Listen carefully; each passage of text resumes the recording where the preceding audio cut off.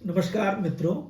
आज मैं आपको एक ऐसे शख्स नहीं शख्सियत से मिलाना चाह रहा हूँ जो कि एक भारत के नवरत्न कंपनी में पूर्व सीएमडी रह चुके हैं और उसके बाद आफ्टर रिटायरमेंट जो है इन्होंने अपने पैशन इनका था फिट रहना, स्वस्थ रहना और योग सीखना और योग को आज पूरे देश और दुनिया में फैला रहे हैं।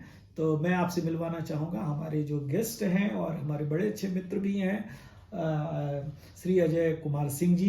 जी सर, आपका नमस्ते स्वागत झा है। साहब, नमस्ते। बहुत बहुत थैंक यू कि आपने मुझे यहाँ बुलाया। आपके पास कुछ बातें शेयर करेंगे एक दूसरे से हम लोग। जी सर, मैं एक चीज़ पूछना चाह रहा हूँ कि आप तो आईटी बीएचयू में पढ़ाई किए और उसके बाद कोल इंडिया ऐसी कंपनी में जॉब स्टार्ट कर दिए, तो फिर आपको ये योग में कैसे इंटरेस्ट आया, इससे कैसे जुड़ गए, कब जुड़े? हाँ, इसकी एक तो छोटी सी कहानी है जो मैं आपको सुनाना चाहूँगा झा साहब। मैं अपने कॉलेज डेज में एक अच्छा स्पोर्ट्समैन था। तो जब मैं स्पोर्ट्समैन था, खास करके जब बीएचयू में, जो आईआईटी बीएचयू में, तो वहाँ पर मैं बहुत सारे हर्डल रेस और ये डिफरेंट टाइप के एक्टिविटीज़ में 100 मीटर रेस, 5000 मीटर रेस, मतलब डिफरेंट टाइप के एक्टिविटीज़ में पार्टिसिपेट करता था। अच्छा स्पोर्ट्समैन, फुटबॉल के कैप्टन था, सब कुछ था। ये बचपन से ही मेरी वो उस तरह से रही थी कि मैं स्पोर्ट्स में ये अपने आप को अच्छा समझता था। तो उसके बाद मैं जब जॉब ज्वाइन किया 1983 में, तो उसके बाद वहाँ ज्वाइन करने के बाद करीब कुछ दिनों तक मैं काम किया, 6 महीने तक। सडनली मेरे जोड़ों में एक बैक सब जगह पेन होना शुरू हो गया, क्योंकि मेरी सारी गतिविधियाँ रुक गई थी। जितने स्पोर्ट्स वाली मेरी गतिविधियाँ थी उस समय कंप्लीट रुक गई। बहुत बहुत परेशान हुआ। तरह तरह के इंजेक्शन्स और वगैरह वगैरह सब एस्टेरॉइड्स वगैरह दे करके डॉक्टरों ने कुछ कोशिश की ठीक करने की, तो कुछ हद तक ठीक भी हुआ। उसी समय लकीली ईश्वर की देन थी कि क्या जो भी हो रहा हो, इस लाइन में मुझे जुड़ना था। तो स्वामी निरंजनानंद सरस्वती, जो बिहार स्कूल ऑफ योगा मुंगेर के आज के हेड हैं, यानी वो वाइस चांसलर है वहाँ के, तो वो उस समय बेरा कोलेरी एक था, वहाँ के इंचार्ज थे। तो वो आए, उनका पदार्पण हुआ, हमारे यहाँ बुलाया गया था उनको योग सिखाने के लिए। उसमें मैं पार्टिसिपेट किया, 6 दिन का कोर्स किया, और उसमें मेरी इतनी अभिरुचि बढ़ी कि मैं उसको अपने जीवन पर्यंत कंटिन्यू करने के उसी समय 6 दिन के एंड में अपना एक संकल्प ले लिया। और आपको क्या बताऊं, वो जो है मेरा जो 6 दिन का कोर्स रहा, मेरे जीवन में आमूल चूल परिवर्तन लाया। मेरी सारी शरीर की सारी व्याधियां समाप्त। उसमें समझ गया कि एक योग को हम लोग जो गलत ढंग से केवल आसन को मानते हैं, आसन और प्राणायाम को मानते हैं, वो बिल्कुल ही आधा अधूरा ज्ञान है। एक्चुअली योग एक संपूर्ण अध्यात्म है। जो आज आप ओशो के बारे में चर्चा कर रहे थे, तो मैं सुन रहा था। आपका फैसिनेशन उनके प्रति देख के मैं भी बहुत आभारी हूँ कि आप इतना ज़्यादा उनके प्रति ये हैं। तो मुझे भी लगा कि अध्यात्म और योग में बहुत ज़्यादा डिफरेंस नहीं है। यदि आप योग का जो अष्टांग योग है, महर्षि पतंजलि का, जिसके बारे में ओशो ने काफ़ी अच्छी चर्चा की है अपनी पुस्तकों में, तो उसके बारे में मैं ये बता दूं आपको कि जो हमारा आसन प्राणायाम, आसन तो पहला है, उसके पहले यानी दूसरा बोलिए, उसके पहले तो यम नियम, आसन प्राणायाम, धारणा प्रत्याहार, धारणा ध्यान, तब जाके समाधि आता है। जब सर आप ध्यान की बात करते हैं तो ठीक है, आपने योग आसन से शुरू किया था, आज तो आप ध्यान भी करते हैं, लोगों को ध्यान के बारे में बताते हैं, कॉर्पोरेट प्रोग्राम करवा रहे हैं। तो ध्यान कहाँ से सीखे, ध्यान के बारे में कहाँ से अभिरुचि जगी? इसके लिए तो मैं आपका वीडियो देखा तो मुझे याद आया कि आपने तो मेरी दुखती हुई रग को छू दिया है। बस यही ओशो धारा का प्रोग्राम जो मैं देखा और जो सदगुरु के संपर्क में आपके माध्यम से आया, उसने मेरे जीवन को ही बदल दिया। और उसके बाद मुझे लगा कि ये सचमुच में योग को हम अध्यात्म से अलग कभी नहीं कर सकते। और ध्यान की असली विधि तो मैंने यहाँ सीखा। मैं गूगल में सर्च किया, तरह तरह के सर्च किया, लेकिन सब इतनी थोथा था कि एक्चुअल तो यहाँ समझ में आया। ये लगा कि मुझे अपने हृदय से जोड़ लिया।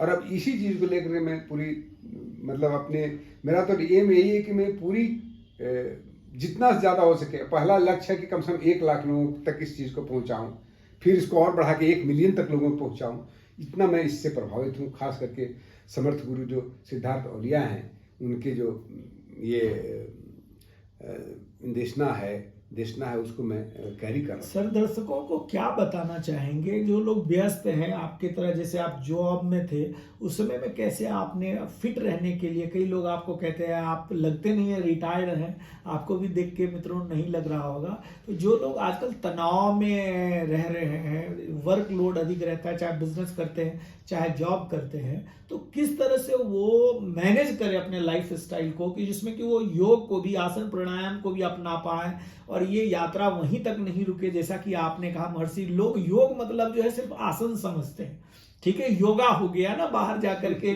लोग सोचते हैं सिर्फ शरीर शारीरिक फ्लेक्सिबिलिटी, लेकिन किस तरह से हम आसन प्राणायाम से शुरू करके जो अल्टीमेट चीज है ध्यान और समाधि तक कैसे पहुंचे आज के व्यस्त जीवन में, इसके लिए आप क्या कहेंगे, आप कैसे करते थे? सबसे पहले तो आपको मैं धन्यवाद कहूंगा इस बात के लेकर के कि आपने कम से कम ये तो पॉइंट आउट किया कि योगा नहीं बोल के योग बोलना चाहिए। सच पूछिए तो हम लोग ने बहुत ही गलत तरीके से योग का यूटिलाइजेशन किया है। जैसे कि योग को हम लोग योगा बना दिया, उसी तरह से प्राणायाम को प्राणायामा बना देते हैं, ध्यान को ध्यान बना देते हैं, यानी हर चीज में लास्ट में ए जोड़ना, ऐसा जोड़ने का कोई मतलब नहीं लगता है। रही बात आसन प्राणायाम की, तो देखिए आसन प्राणायाम धारणा ये सारी तैयारी है ध्यान के लिए, और ध्यान के बाद सबसे उत्कृष्ट चीज जो है समाधि, जिसको हम मोक्ष भी बोलते हैं, जीते जी मोक्ष प्राप्त करना, वो हुआ समाधि।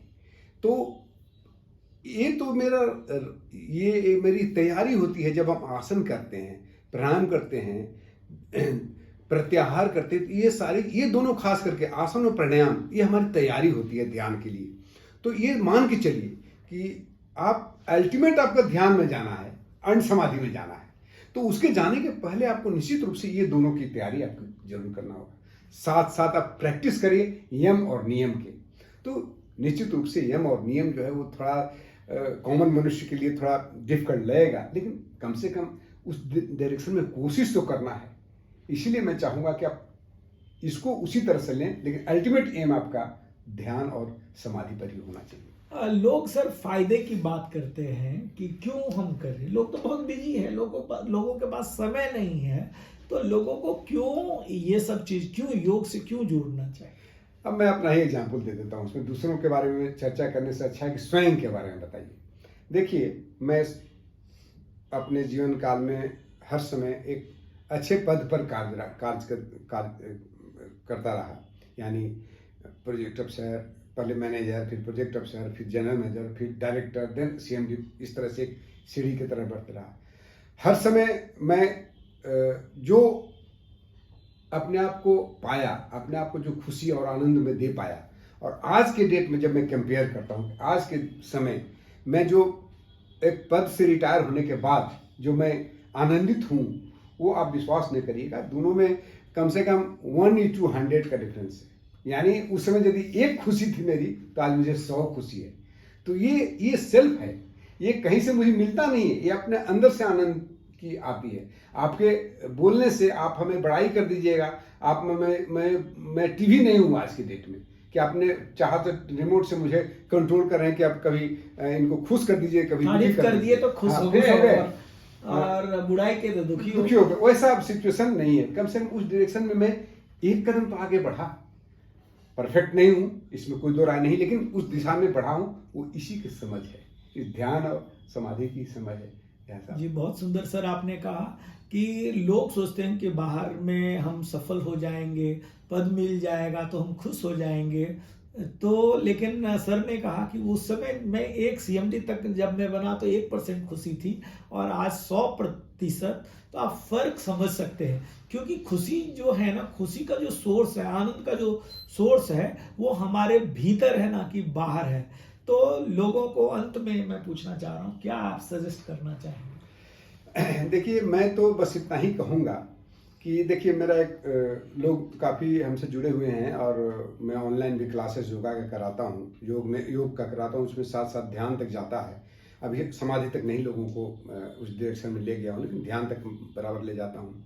तो मैं ये नहीं कह रहा हूँ कि आप भी इमीडिएटली इसमें आ जाइए, लेकिन इतना निश्चित रूप से मैं बोलूँगा कि शुरुआत करिए आप आसन से, आसन प्राणायाम, लेकिन वहीं तक रुक मत जाइए, आप आगे बढ़िए। आगे बढ़ने के बाद धारणा, जिसको हम लोग इंग्लिश में, अंग्रेजी में माइंडफुलनेस बोलते हैं, वो और उसके बाद फिर ध्यान में जाना जरूरी है। तभी आप एक तरह से अपने आप को, जीवन को खुश और आनंदित रख सकते हैं।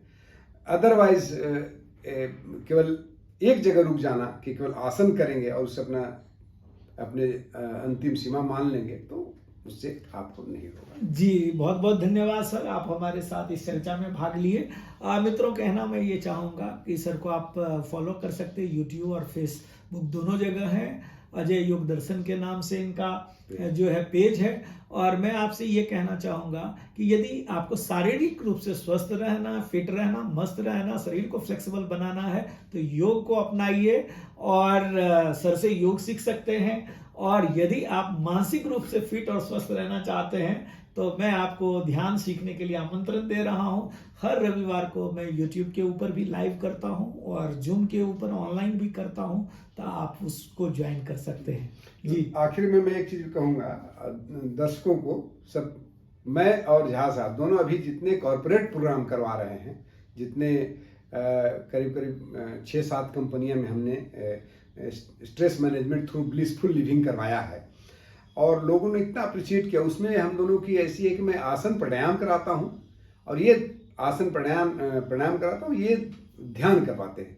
तो ये इतना पैकेज उनको मिलता है जिसे लोग काफ़ी आनंदित रहते हैं और लोग इस चीज़ को काफ़ी अप्रिशिएट किए हैं। और मैं कुछ वीडियो में उसका अपने फेसबुक में डाला हूँ, तो उसको अवश्य आप धन्यवाद सर। हम लोग भारतीय योग एवं प्रबंधन संस्थान के साथ जुड़े हुए हैं, जो कि वसुधारा की असिस्टेंट कंसर्न है, और उसके सहयोग से हम लोग बहुत सारे कॉर्पोरेट में भी जो है योग और जैसा कि सर ने कहा स्ट्रेस फ्री ब्लिसफुल लिविंग के ऊपर प्रोग्राम 3 दिनों का लेते हैं। तो यदि आप भी कोई संस्था चलाते हैं, अपने लोगों के लिए करवाना चाहते हैं, तो उसके लिए भी हमारे साथ संपर्क कर सकते हैं।